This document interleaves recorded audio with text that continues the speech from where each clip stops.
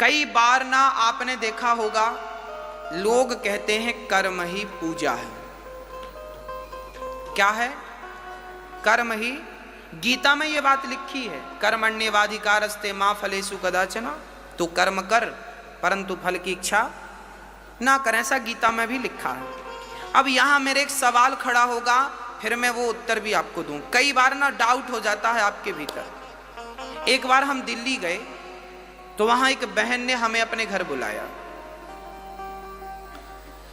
बहन ने तो हमें बढ़िया बुलाया बिठाया, पर उनका मन मिल नहीं रहा था। उनकी माँ ने हमें बुलाया था। कथा चल रही थी बाजू में, वो कथा सुनने आई। माँ को अच्छा लगा तो मम्मी ने हमें इनवाइट किया, गुरुजी 2 मिनट के लिए आना। हम गए। जब हम उनके घर गए तो उनकी बेटी कुछ उखड़ी उखड़ी थी। हमने बहन की तरफ देखा, पूछा बहन आपको क्या हुआ? हमारे आने से आप खुश नहीं हैं क्या? क्या हुआ आपको?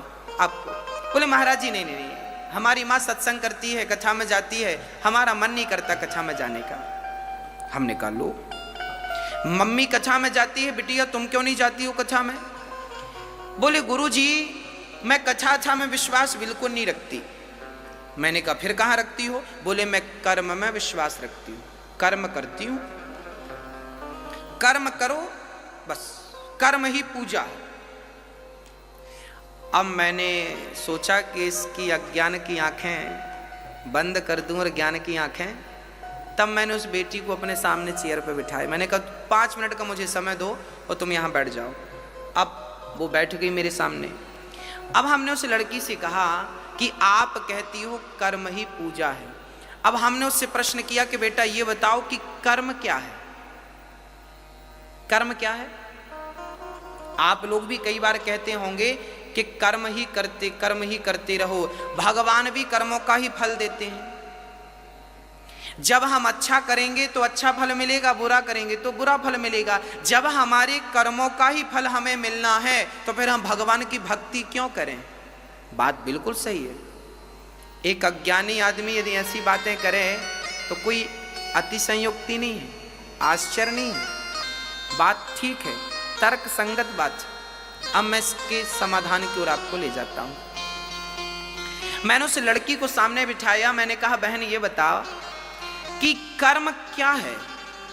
उसने कहा कि कर्म है सेवा करना, माँ बाप की सेवा करना, कर्म है पति की सेवा करना, कर्म है बच्चों को नहलाना धुलाना, स्कूल भेजना, उन्हें पढ़ाना लिखाना, खड़ा करना, ये कर्म है। हमने कहा बिल्कुल ठीक।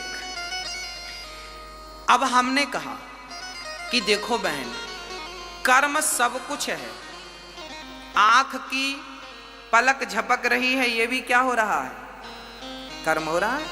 आप यहां बैठे कथा सुन रहे हैं, क्या कर रहे हैं? कर्म कर रहे हैं। हम कथा सुना रहे हैं, क्या कर रहे हैं? कर्म कर रहे हैं। एक बेटा मां की आरती उतार रहा, क्या कर रहा है? एक आदमी दूध पी रहा है, क्या कर रहा है? कर्म। एक आदमी शराब पी रहा है, क्या कर रहा है? बोलो। दूध पीना भी कर्म है, तो शराब पीने वाला कहेगा मैं अपना कर्म कर रहा हूं। तो शराब पीना भी क्या है? तो गांजा पीना क्या है? ये तंबाकू खाना क्या? वो कहेगा हम तंबाकू अपना कर्म कर रहे हैं। मतलब संसार में जो है सब कुछ कर्म है। जो आप कर रहे हैं वो सब क्या है? यहां तक कि हमारा दिल धड़क रहा है, वो अपना कर्म कर रहा है। हमारा खून नासिका में दौड़ रहा है, हमारा खून दौड़ रहा है नसों में, वो रक्त क्या कर रहा है? अपना कर्म कर रहा है। भाई कर्म तो जो आप कर रहे हैं सब, माँ की सेवा करना भी कर्म है। और कोई बेटा माँ को हाथ पकड़ के घर से निकाल दे तो वो भी एक कर्म ही है। बोलो क्या है? समझ, इतनी बात समझ में आई तो मैं आगे समझाऊं। समझ में आ गई? संसार में हर चीज, पलक झपकना भी कर्म है, बोलना भी कर्म है, सुनना भी कर्म है, एक पांव रखा आपने वो भी एक कर्म है। अभी कलश यात्रा में आप गए थे, वो भी क्या कर रहे थे आप? कर्म था। कर्म तो न्यूट्रल है, वो कर्म सब कुछ है। अब आगे चलते हैं। अब हमने कहा बहन तू कहती है कि हम तो कर्म पे बिलीव करते हैं। हमने कहा बहन कर्म तो सब कुछ है भाई, परंतु अब आपको धर्म बताएगा कि कौन सा कर्म करना है और कौन सा कर्म नहीं करना। अब देखिए धर्म क्या है? धर्म है दर्पण, धर्म है दिया। धर्म बताता है कि ये करने योग्य है और ये करने योग्य। माँ की सेवा करना तो कर्म करो, पर माँ की कभी भी आलोचना ना करो, माँ का कभी भी तिरस्कार ये वाला कर्म ना करना। सच बोलना भी कर्म है और झूठ बोलना भी कर्म है, पर धर्म कहता है कि सच बोलने का कर्म तो करना, पर झूठ बोलने का अधर्म ना करना। ये कर्म तो सब कुछ है। अब आपको डिसाइड ये करना है कि कौन सा कर्म करने योग्य है। शास्त्र यही तो कहते हैं, वेद यही तो बताते हैं कि क्या करने योग्य है और क्या करने योग्य नहीं है। चलिए आपको और डीपली समझाते हैं। हमारी माताएं पुराने जमाने में जब गेहूं साफ करती थी ना, तो एक सुपड़ा होता था, सूपा, ऐसे ऐसे, क्या बोलते आप लोग? छावड़ा? हाँ आप समझ रहे हैं, सूप बोलते, सूपा बोलते, सुपड़ा बोलते हैं, सारी चीजें हैं।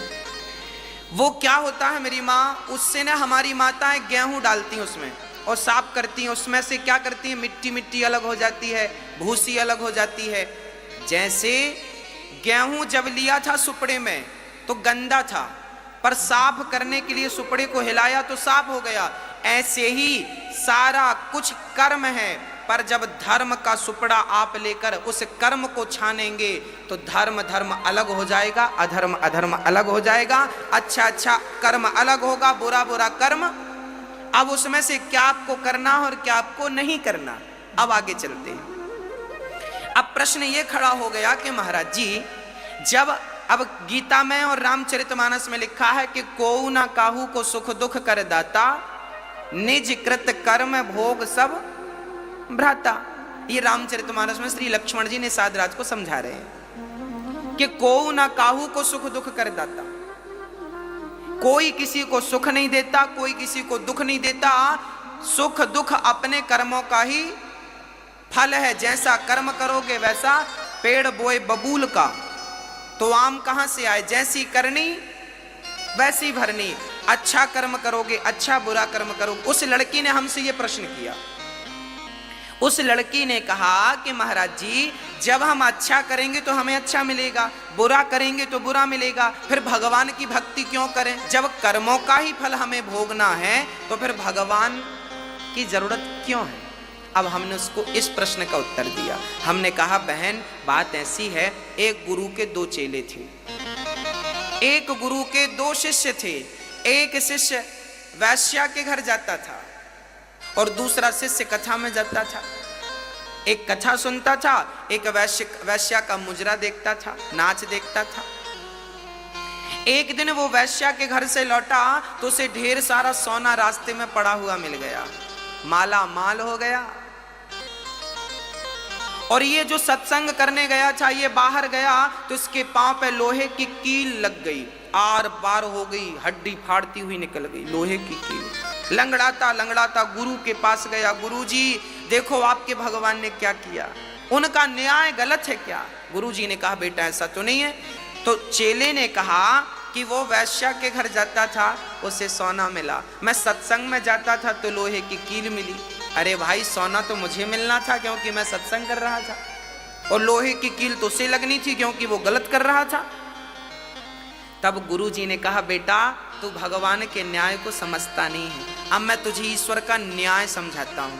तब गुरु जी ने कहा बेटा ऐसा है कि तू वर्तमान को देखता है, तू प्रेजेंट में रहता है, जबकि परमात्मा जो भी देता है प्रेजेंट का नहीं भूत का देता है। बीता हुआ कल जो तुम्हारे साथ था उसका फल आज मिलेगा। समझाते हैं गुरु जी, बेटा बात ऐसी है कि जो वैश्या के घर जाता था ना, आज के दिन वो बहुत बड़ा राजा बनने वाला था, उसके भाग्य में राजगद्दी थी, पर वैश्या के घर जा जा करके उसने अपना सारा पुण्य नष्ट कर लिया। और उसे राजा बनना था, सोने चांदी के उसे खजाने मिलने थे, परंतु जब उसने वैश्या के घर जा जाकर अपना पुण्य नष्ट किया तो अब उसे इतना सा ही सोना मिला, उसी में उसको संतोष करना पड़ा। और तुझे आज के दिन तुझे मरना था, आज तेरी मृत्यु निश्चित थी, परंतु तूने सत्संग किया, भगवान की कथा सुनी, भगवान का नाम जपा, तो भगवान ने तेरी मृत्यु को लोहे के कील में ही तब्दील कर दिया। ये ईश्वर का न्याय है, ईश्वर का। तुम्हें तुम्हारे कर्मों का ही फल मिलेगा, याद रखना, तुम्हें तुम्हारे कर्मों का फल मिलेगा, परंतु भगवान यदि मेहरबान होंगे तो तुम्हारे भाग्य में, यदि सुदामा के भाग्य में जीवन भर की दरिद्रता थी, परंतु भगवान की शरण में गए तो वो दरिद्रता सुदामा के मरते दम तक दरिद्रता थी, पर जब भगवान की शरण में गए तो उस दरिद्रता को मिटाकर 2 लोकों का मालिक बना दिया कि नहीं? हाँ, तो परमात्मा की शरण में जब हम जाएंगे तो हम पापी हैं,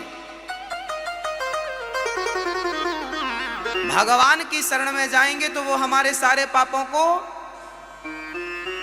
संसार भव सागर तुम पार नहीं कर सकते।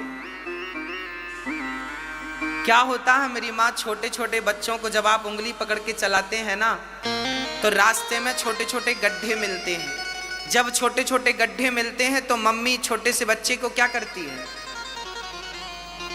क्या करती है? गोद में लेती है और पार करा देती। गड्ढा पार हुआ तो फिर उतार देती है। जैसे माँ बच्चे को गड्ढा गोद में लेकर पार कराया, ऐसे भगवान की शरण में रहोगे तो भव सागर गोद में लेके पार करा देंगे, पता नहीं लगेगा कि कब पार हो गए। ये उनकी शरणागति में ही संभव है।